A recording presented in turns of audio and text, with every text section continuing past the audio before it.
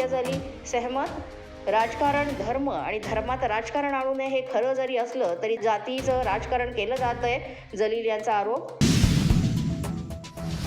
धनंजय मुंडेंबाबत त्यांच्या पक्षाचे अध्यक्ष निर्णय घेतील तो त्यांच्या पक्षाचा प्रश्न, भंडाऱ्यामध्ये चित्रा वाघ यांचं वक्तव्य।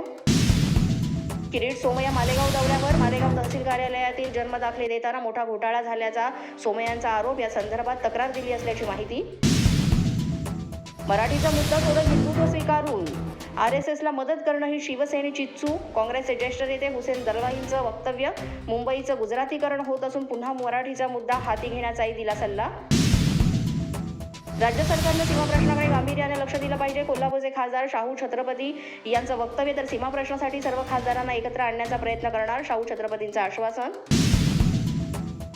चंद्रपूरच्या दुर्गापूरमधील वीज निर्मिती केंद्रामुळे होणाऱ्या प्रदूषणाचा सुधीर मुनगंटीवार यांनी घेतला आढावा। धूळ आणि आवाजाचा त्रास होत असल्याची नागरिकांची तक्रार, नागरिकांनी तक्रार केल्यानं मुनगंटीवारांकडून वीज निर्मिती केंद्राची पाहणी।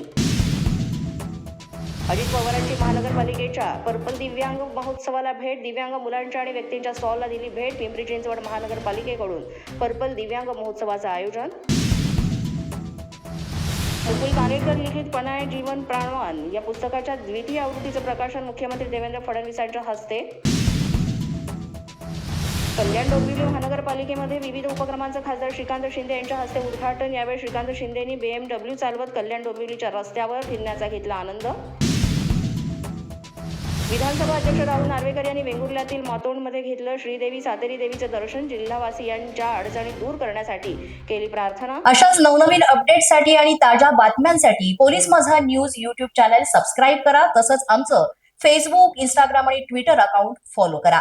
अधिक माहितीसाठी आमच्या www.polismazhanews.com या वेबसाईटला भेट द्या।